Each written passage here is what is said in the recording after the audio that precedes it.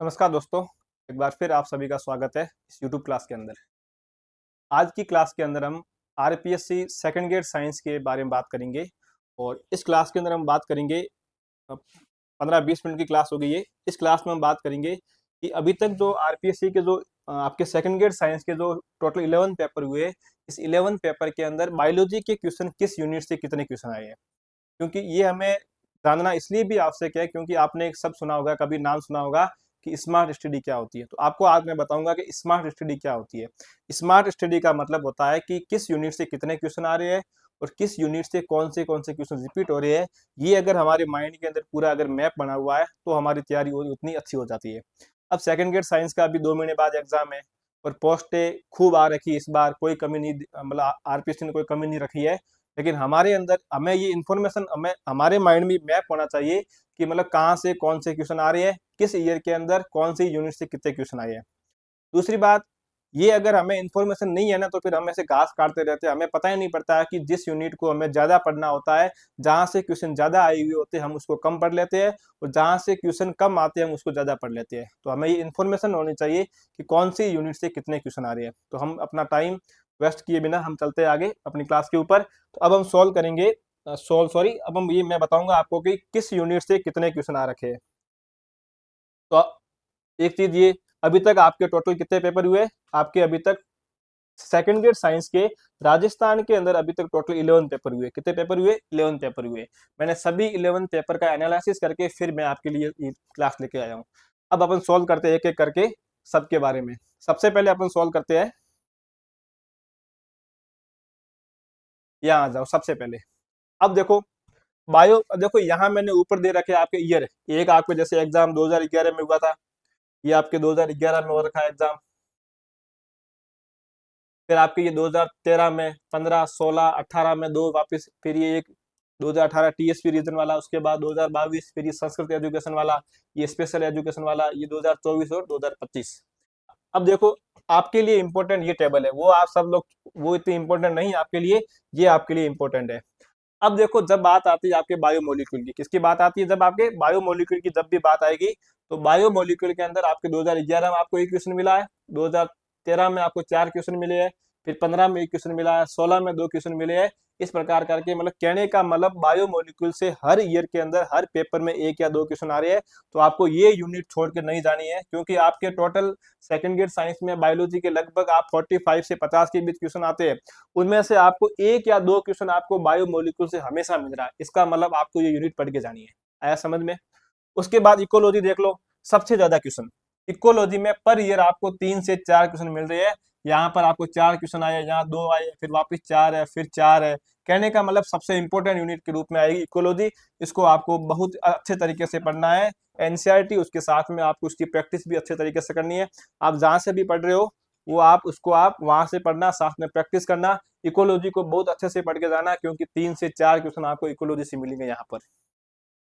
उसके बाद आपकी सेल डिवीजन, तो आप देख लो सेल डिवीजन एक बिल्कुल छोटा सा टॉपिक है, केवल 2 या 3 घंटे में पूरा हो जाता है और यहाँ से आपको एक क्वेश्चन हमेशा मिल रहा है। सेल डिवीजन से एक क्वेश्चन आपको हमेशा मिल रहा है। ज्यादा क्वेश्चन नहीं आ रहे लेकिन एक आधा क्वेश्चन हमेशा आ रहा है, सेल डिवीजन से आ रहा है। फिर है प्लांट एनाटॉमी, ये भी अच्छी यूनिट है, बिल्कुल सिंपल है और इसी यूनिट को आप 3 या 4 घंटों में आराम से पूरी कर सकते हो। एनाटॉमी के अंदर भी आपको यहाँ से 1 या 2 क्वेश्चन आपको हमेशा मिल रहे हैं। यहाँ पर 2018 वाले टीएसपी एग्जाम में यहाँ पर 3 क्वेश्चन आ रखे हैं एनाटॉमी से। तो प्लांट एनाटॉमी भी आपको पढ़ के जानी है। आया समझ में? उसके बाद अगली आती है प्लांट एम्ब्रियोलॉजी। एम्ब्रियोलॉजी भी जितनी इंपॉर्टेंट प्लांट एनाटॉमी है उतनी की उतनी प्लांट एम्ब्रियोलॉजी है। सबसे सिंपल यूनिट है आपके बायोलॉजी के अंदर प्लांट एम्ब्रियोलॉजी। तो यहाँ से भी आपको हर बार हर एग्जाम में एक एक क्वेश्चन मिल रहा है, हर बार हर एग्जाम में एक क्वेश्चन मिल रहा है। अब देखो आप इकोलॉजी के बाद अगर कोई सबसे इंपॉर्टेंट यूनिट है सेकंड ग्रेड साइंस के अंदर तो वो आपके है बायोटेक्नोलॉजी। कौन सी है? जैव प्रौद्योगिकी, जिसको हम बोलते हैं जैव प्रौद्योगिकी। जिसमें आप ये पढ़ते हो, रेस्ट्रिक्शन एंजाइम पढ़ते हो आप इसके अंदर, जैसे आपका ये आरडीएनए है, ये सब हम इसके अंदर पढ़ते हैं, प्लाज्मिड है, वेक्टर है। यहाँ से बहुत सारे क्वेश्चन आ रखे हैं। अभी तक टोटल आपके 11 पेपर में 36 क्वेश्चन आ रखे हैं। और ध्यान रखना ये यूनिट आपके लिए बहुत इंपॉर्टेंट है क्योंकि यहाँ से हर एग्जाम के अंदर क्वेश्चन आ रखे हैं। तो सबसे इंपॉर्टेंट इकोलॉजी, इकोलॉजी के बाद बायोटेक इंपॉर्टेंट अपनी इस स्लाइड के अंदर। क्योंकि देखो आप यहाँ 9 क्वेश्चन आए एक यूनिट से, उसके बाद 3 4 2 3 4 3 4 क्वेश्चन, हर एग्जाम में क्वेश्चन टपक रहा है, एक या दो क्वेश्चन। यहाँ तो एक ही यूनिट से 2013 में 9 क्वेश्चन आ गए आपके बायोटेक से, तो इंपॉर्टेंट यूनिट है। सबसे पहले यहाँ इंपॉर्टेंट हो गया आपकी इकोलॉजी, इकोलॉजी के बाद आपकी ये हो गई बायोटेक। अब उसके बाद नेक्स्ट अपन देखते हैं हमारी यूनिट है प्लांट टिश्यू कल्चर। इतनी ज्यादा इंपॉर्टेंट नहीं है, अभी तक आपके 2 या 3 क्वेश्चन आए, एक क्वेश्चन यहाँ रखा है ना, अभी तक आपके 3 क्वेश्चन आए हैं। तो इन दोनों में से देखो सबसे ज्यादा इंपॉर्टेंट कौन सी है, बायोटेक इंपॉर्टेंट है। उसके बाद इकोलॉजी है, तो यहाँ इस स्लाइड के अंदर इकोलॉजी को आपको पढ़ के जाना बहुत अच्छे तरीके से, बायोटेक को आपको पढ़ के जाना बहुत अच्छे तरीके से। उसके बाद एनाटॉमी और एम्ब्रियोलॉजी और बायोमोलिक्यूल से हर बार एक एक दो दो क्वेश्चन आ रही है एग्जाम के अंदर। ये आपके ईयर वाइज दे रखा पूरा है ना।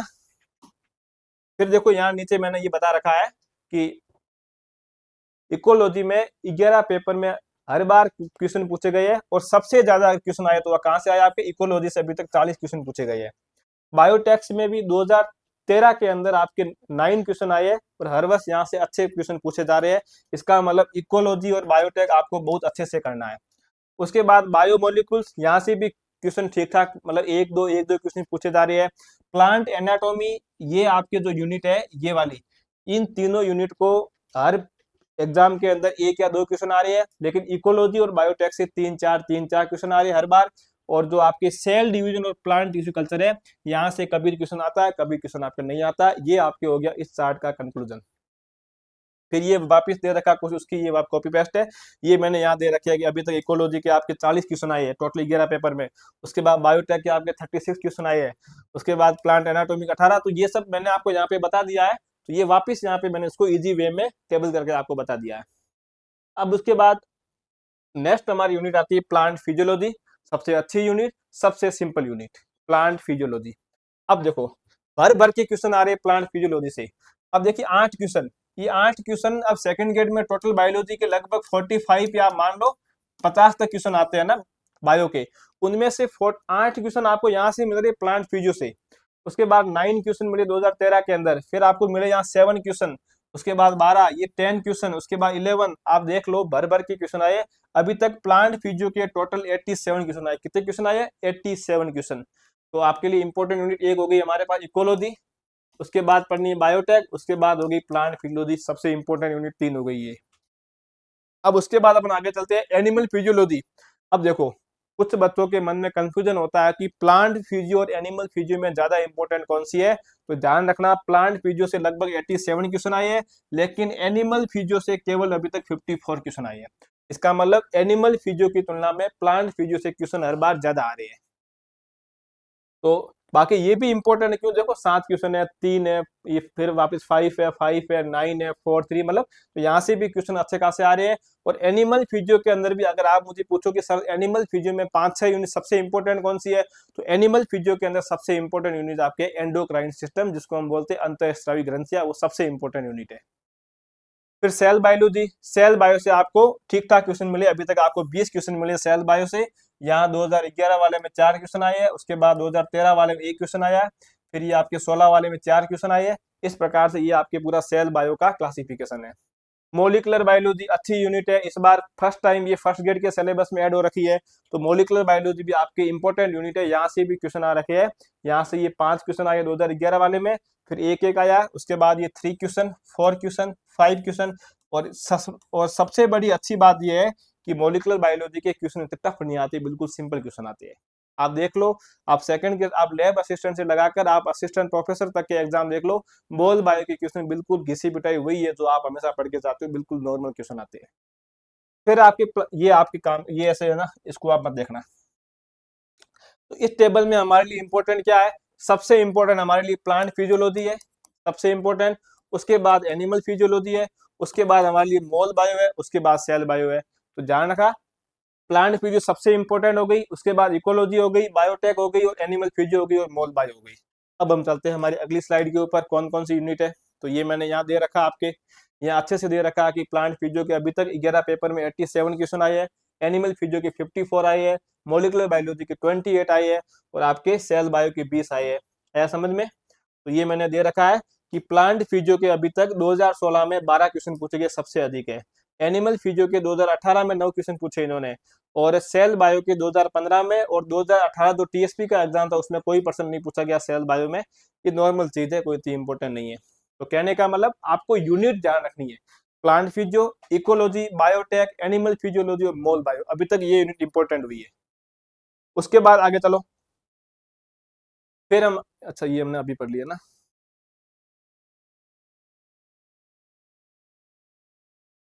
ये हमारे हो गई। अब आप इसको देखो, फिर आपके आती है एल्गी, प्लांट डाइवर्सिटी की बात होती है। तो एल्गी के अंदर अभी तक टोटल कितने क्वेश्चन आए आपके? 5 क्वेश्चन। इसमें यहाँ एक क्वेश्चन है, यहाँ शायद 2 क्वेश्चन है, और एक क्वेश्चन और है, एक क्वेश्चन यहाँ, ये 2 क्वेश्चन है, गलत है। यहाँ से टोटल आपके 9 क्वेश्चन आए हैं, एक और 2, 3, 4, 5, 6, 7, 8, एक क्वेश्चन और कहीं से आ रखा है, टोटल 9 क्वेश्चन है। एल्गी से आपके टोटल कितने क्वेश्चन आए? 9 क्वेश्चन आए। ब्रायोफाइटा से आपको अभी तक टोटल 5 क्वेश्चन मिले हैं, ये 1, 2, 3, 4, 5, ठीक है। ब्रायोफाइटा से आपको कितने क्वेश्चन मिले हैं? 5 क्वेश्चन मिले हैं, तो ये एक एक आ रहा है। टेरिडोफाइटा से आपको यहाँ पर एक क्वेश्चन है, यहाँ पर फिर 2 क्वेश्चन है, और एक क्वेश्चन यहाँ पे था, ये हो गया, एक क्वेश्चन यहाँ, एक यहाँ है। उसके बाद जिम्नोस्पर्म है, तो जिम्नोस्पर्म आपको 9 क्वेश्चन मिले हैं। तो कंक्लूजन क्या निकला? प्लांट डाइवर्सिटी में एल्गी पढ़ के जानी, 9 क्वेश्चन आए हैं। उसके बाद में ब्रायोफाइटा में अभी तक 11 पेपर में केवल एक ही क्वेश्चन आया, कहीं आया ही नहीं है, लेकिन जिम्नोस्पर्म भी इंपॉर्टेंट है, तो यहाँ से काफी बड़ी यूनिट है, लेकिन क्वेश्चन बहुत कम आ रहे हैं। आया समझ में? लेकिन पढ़ के जाना है, क्योंकि अगर आप एनसीईआरटी भी पढ़ के जा रहे हो यहाँ से, तो आपके क्वेश्चन यहाँ से सोल्व हो जाएंगे। फिर उसके बाद नेक्स्ट हमारा आता है नॉन कोऑर्डिनेटा। कौन सी यूनिट आती है? एनिमल टेक्सोनोमी की। तो आप देखोगे एनिमल टेक्सोनोमी के अंदर नॉन कोऑर्डिनेटा, और जब आप कोऑर्डिनेटा की आपस में तुलना करोगे, अब आपके मन में ये भी यहाँ जाके कंफ्यूजन होता है कि सर एनिमल टेक्सोनोमी के अंदर 2 पार्ट, एक तो नॉन कोऑर्डिनेटा, एक कोऑर्डिनेटा, दोनों में से ज्यादा क्वेश्चन कहाँ से आ रहे हैं? तो आप देखना, भले आप सिलेबस देखना फर्स्ट ग्रेड का, भले देखना सेकंड ग्रेड का, भले आप देखना असिस्टेंट प्रोफेसर जूलॉजी की पेपर देखना, उनमें से नॉन कोऑर्डिनेटा के क्वेश्चन सबसे ज्यादा आ रहे हैं। तो आपके सेकंड ग्रेड के अंदर नॉन कोऑर्डिनेटा के 31 क्वेश्चन आए हैं, और कोऑर्डिनेटा के आए आपके अभी तक ये 30, आपके अभी तक ये 13 क्वेश्चन आए हैं। आया समझ में? तो यहाँ 31 क्वेश्चन मिले, यहाँ आपको 13 क्वेश्चन मिले हैं। तो इंपॉर्टेंट क्या हुआ? नॉन कोऑर्डिनेटा को ज्यादा पढ़ना है कोऑर्डिनेटा की तुलना में। फिर आपके जेनेटिक्स और इवोल्यूशन, ये 2 यूनिट आपके साथ में दे रखी है। तो आपके जेनेटिक्स के अभी तक 24 क्वेश्चन आ रखे हैं, और इवोल्यूशन के अभी तक 12 क्वेश्चन आए हैं। आप देख लो, हर बार 2 या 1 क्वेश्चन आ रहा है जेनेटिक्स से, हर बार 2 या 1 क्वेश्चन, 2, 3, 2, 3 ये क्वेश्चन आ रहे हैं। तो इस स्लाइड के अंदर सबसे इंपॉर्टेंट यूनिट कौन सी हो गई? सबसे इंपॉर्टेंट आपके हो गया नॉन कोऑर्डिनेटा। उसके बाद इंपॉर्टेंट कौन सी है? उसके बाद आपके कोऑर्डिनेटा, उसके बाद आपके हो जाएगी जेनेटिक्स। इसकी तुलना में ये ज्यादा इंपॉर्टेंट है जेनेटिक्स, क्योंकि ये छोटी यूनिट है, इसके साथ में पूरी बड़ी यूनिट है। उसके बाद आपको पढ़ना है ये एल्गी, ब्रायो, टेरिडोजिम्नो, फिर आपका इवोल्यूशन। आया समझ में? इस प्रकार से ये होती है स्मार्ट स्टडी। हम लोग क्या करते हैं कि नॉन कोऑर्डिनेटा और कोऑर्डिनेटा को हम इक्वलनेस पढ़ते हैं। हम अगर मैं 10 घंटा पढ़ रहा हूँ नॉन कोऑर्डिनेटा को, तो मैं कोऑर्डिनेटा को पढ़ रहा हूँ 10 घंटे। लेकिन जब एग्जाम में देखते हैं तो नॉन कोऑर्डिनेटा से क्वेश्चन 31 आ रहे हैं, यहाँ पर तो केवल अभी तक हमारे 13 क्वेश्चन आए हैं। ये 13 आए हैं, तो ध्यान रखना नॉन कोऑर्डिनेटा ज्यादा इंपॉर्टेंट है। फिर उसके बाद अगली यूनिट आता है प्लांट फैमिली के ऊपर। आपके कोर्स में सेकंड ग्रेड में 6 या 7 फैमिली दे रखी है। तो प्लांट फैमिली से हर बार देखो क्वेश्चन आ रहा है, 2 क्वेश्चन आया, फिर एक आया यहाँ पर, फिर वापस एक आया, वापस एक आया, 2 आया। कहने का मतलब 1 या 2 क्वेश्चन हर बार आपको प्लांट फिजियो से देखने को मिल रहा है। और टोटल अभी तक प्लांट फिजियो कितने आए हैं? आपके 13 क्वेश्चन आ रखे प्लांट फिजियो के। उसके बाद फंगी, फंगी से आपको अभी तक केवल 8 क्वेश्चन देखने को मिले हैं। कितने मिले? 8 क्वेश्चन देखने को मिले हैं। उसके बाद लाइकेन, लाइकेन से अभी तक आपको ओनली 2 क्वेश्चन, तो ये छोटी छोटी यूनिट है, लाइकेन है, फंगी है। लेकिन आपके प्लांट फैमिली से अभी तक टोटल 13 क्वेश्चन, हर एग्जाम के अंदर 1 या 2 क्वेश्चन आ रहा है।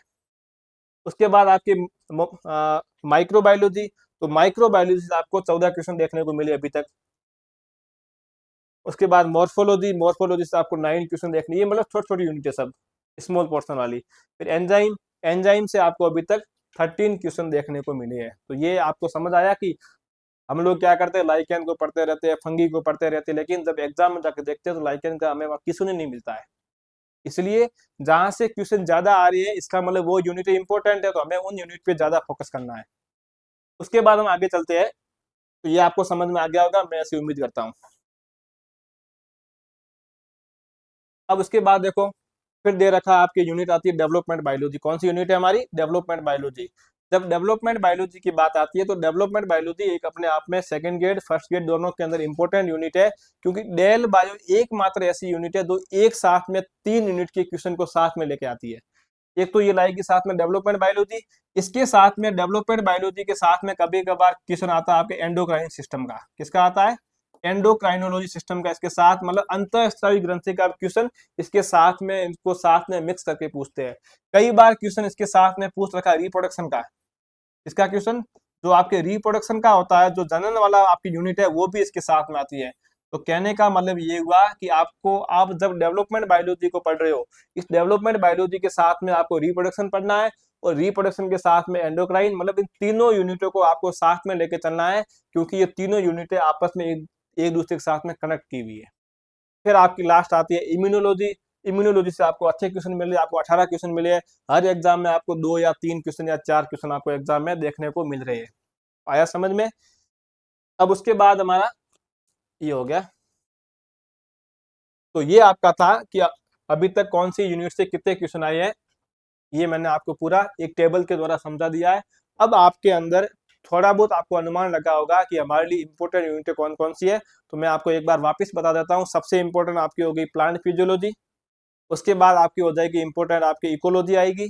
इकोलॉजी के बाद आप लोग आओगे एनिमल टेक्सोनॉमी के ऊपर। एनिमल टेक्सोनॉमी के अंदर भी आपकी इंपॉर्टेंट यूनिट है नॉन कोर्डेटा, उसके बाद है कोर्डेटा, उसके बाद आपकी इम्यूनोलॉजी है, और उसके बाद मोल बायो है, जेनेटिक्स है, आपकी सेल बायो है। ये सबसे इंपॉर्टेंट यूनिट है, आपको इनके ऊपर ज्यादा फोकस करना है। और एल्गी ब्रायो टेडो जिम्नो वहां से भी क्वेश्चन आ रहे हैं, लेकिन वो थोड़ी बड़ी यूनिट है, तो मतलब क्वेश्चन वहां से कम। जैसे हमने देखा कि एल्गी के 9 क्वेश्चन आए हैं, ब्रायो और टेडो के 5 क्वेश्चन आए हैं, और जिम्नो के 9, तो आपको वो भी पढ़ के जाना है। लाइकेन और फंगी से 1 या 2-3 क्वेश्चन आ रहे हैं। इस प्रकार से आपके अंदर एक खाका तैयार होना चाहिए कि आप जिस युद्ध की तैयारी कर रहे हो, आपको पता होना चाहिए कि मेरे ऊपर आक्रमण कहाँ से होने वाला है। जब हमें हमारे दुश्मन के बारे में पता होता है कि वो दुश्मन कितना ताकतवर, वो हमारा दुश्मन कितना पावरफुल है, तो हम उसके सामने अच्छे से उस युद्ध को हम लड़ पाते हैं। तो अब हमारा दुश्मन यहाँ क्या, हमारा दुश्मन हमारे यहाँ एग्जाम है, तो वो वहाँ क्वेश्चन कितने टफ आएंगे, ये डिसाइड हमारे ऊपर करता है कि हमने उसकी तैयारी किस प्रकार से की है। अब आपको मैंने बता दिया है कि स्मार्ट स्टडी का मतलब क्या होता है, किस यूनिट से किस ईयर में कितने क्वेश्चन आए हैं और टोटल कितने क्वेश्चन आए हैं। तो आपको ये समझ आ गया होगा। सेकंड ग्रेड साइंस के बायोलॉजी का ये वीडियो था। तो अब आप लोग अपनी तैयारी को अच्छे से करते रहिए। सेकंड ग्रेड में पोस्टें इस बार आरपीसी ने भर भर के दी है। उम्मीद करता हूँ आप सबका सिलेक्शन हो। अब आपको लेके आने पड़ेंगे 40%, वो कैसे भी करके लेके आ जाओ। तो अब मिलते हैं अपन अगले नेक्स्ट वीडियो के अंदर। अब फर्स्ट ग्रेड का एग्जाम होने के बाद में अपन लोग शुरू करेंगे सेकंड ग्रेड के पीवाई की सीरीज। जैसे अभी हमारी फर्स्ट ग्रेड की पीवाई की सीरीज चल रही है, उसी प्रकार से इस एग्जाम के बाद अपना शुरू करेंगे सेकंड ग्रेड के अंदर। जो अभी तक टोटल 11 पेपर हुए, बायोलॉजी के कौन कौन से क्वेश्चन किस यूनिट से कैसे आ रखे हैं, अपन पूरा उसके बारे में पढ़ेंगे। तो आज की क्लास को अपन यहीं पे एंड करते हैं। Thank you.